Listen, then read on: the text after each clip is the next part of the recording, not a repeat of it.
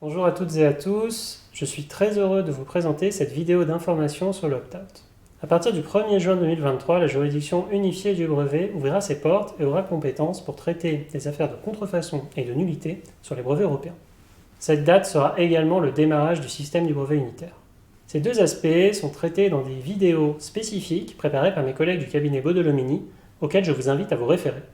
Cette carte illustre en bleu les états dans lesquels une décision de la juridiction unifiée prendra effet, qui sont au nombre de 17 et comptent notamment la France et l'Allemagne.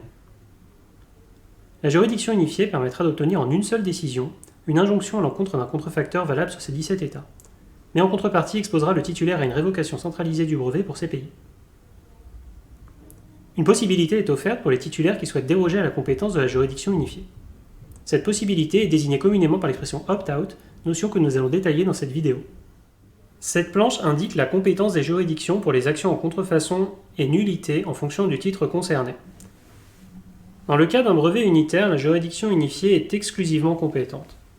Et cette situation est figée pour toute la vie du titre, car il n'est pas possible de revenir en arrière en déposant un opt-out pour un brevet unitaire. Un brevet européen dit classique, qui correspond au brevet européen sans effet unitaire tel que nous le connaissons actuellement, peut quant à lui faire l'objet d'un opt-out.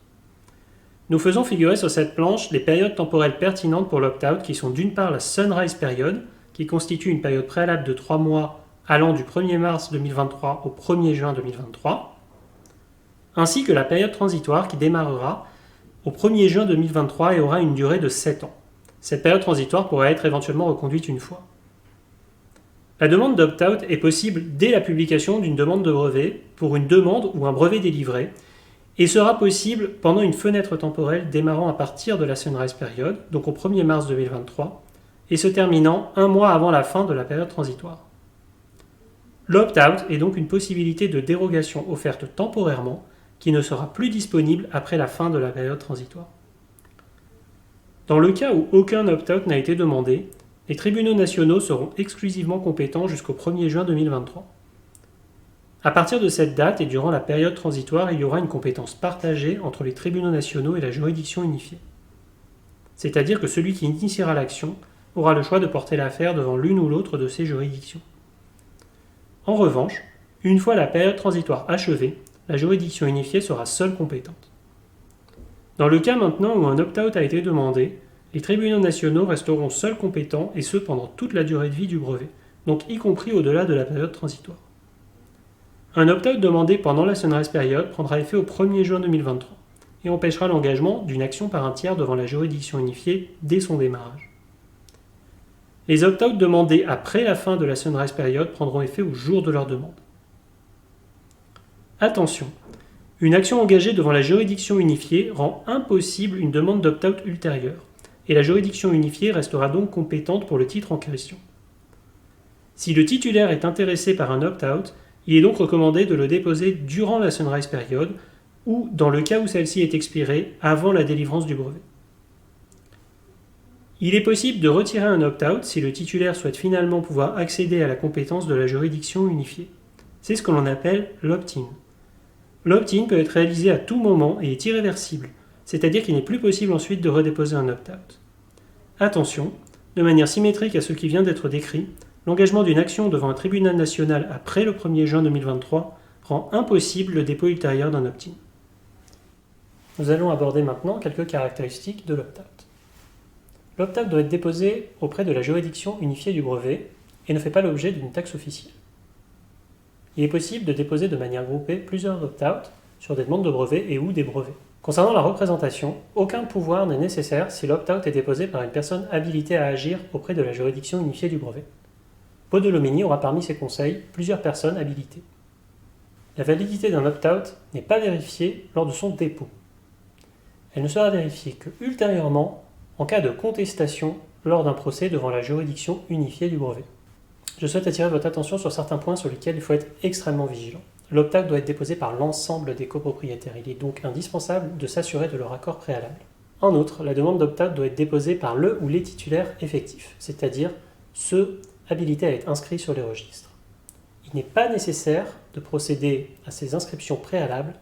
Néanmoins, nous vous recommandons de le faire afin de garantir que les preuves de transfert de droit sont en accord avec le ou les demandeurs de l'opt-out. Pour vous aider dans votre prise de décision, vous trouverez sur cette planche un tableau synthétique des avantages et inconvénients de l'opt-out. Commençons par les avantages. L'opt-out permet d'éviter une action en nullité centralisée devant la juridiction unifiée. Cela signifie que si le délai d'opposition devant l'Office européen des brevets est expiré, un adversaire sera obligé d'annuler le brevet dans chacun des pays.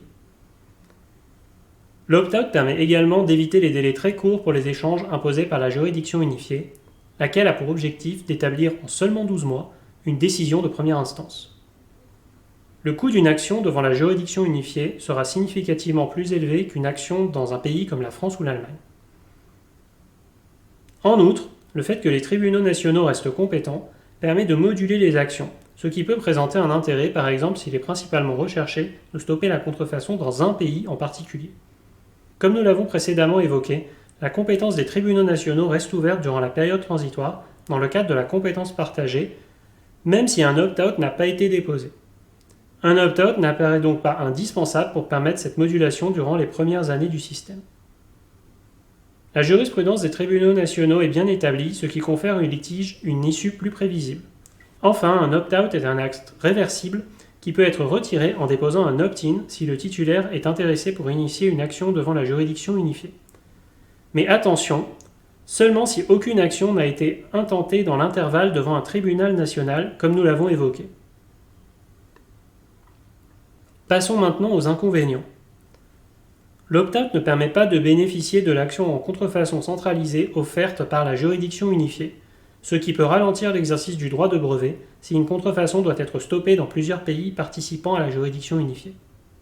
Un opt-out expose un titulaire à rester définitivement à l'extérieur du système de la juridiction unifiée si un tiers lance une action auprès d'un tribunal national, comme une action en nullité ou une action en déclaration de non-contrefaçon. Les tribunaux nationaux ne comportent en général pas de juge technicien et le procès y est significativement moins rapide que les 12 mois visés par la juridiction unifiée.